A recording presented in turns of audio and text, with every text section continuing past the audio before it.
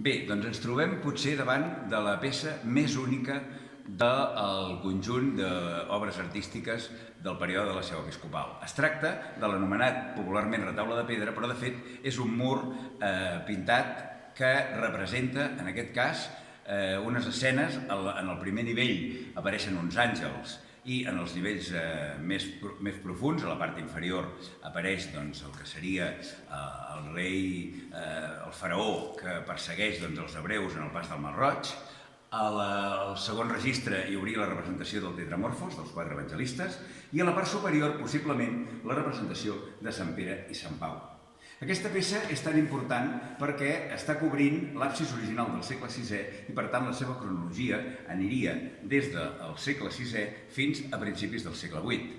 Es varen trobar uns pigments de l'anomenat blau egipci que demostren aquesta antiguitat respecte al que altres han interpretat com una cosa més preromànica.